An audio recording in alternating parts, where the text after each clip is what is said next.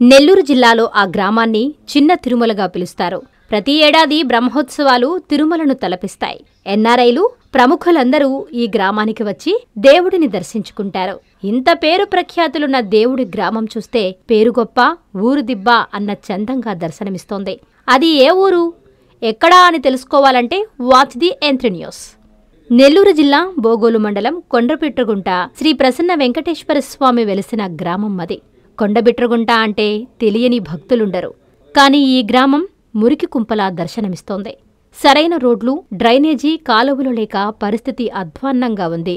ఎండాకాలమైనా వర్షాకాలమైనా రోడ్లపై కాలు తీసి కాలు పెట్టలేని పరిస్థితి నెలకొంది. రైసు మిల్లు వద్ద నుంచి పాత బిట్రగుంట వైపు వెళ్లే రోడ్డు, ప్రధాన రోడ్డు నుంచి ఊరు మధ్యలో నుంచి వెళ్లే రోడ్లు మరీ అధ్వాన్నంగా ఉన్నాయి. నిల్వ ఉన్న నీటిలో దోమలకు నిలయంగా మారి వ్యాధులు ప్రబలుతున్నాయని గ్రామస్తులు వాపోతున్నారు. మురుగునీరు బయటకు వెళ్లేందుకు కాలువలు, రోడ్లు నిర్మించాలని గ్రామస్తులు కోరుతున్నారు. ఇప్పటికైనా పాలకులు, అధికారులు గ్రామం ఔన్నత్యాన్ని కాపాడాలని కోరుతున్నారు.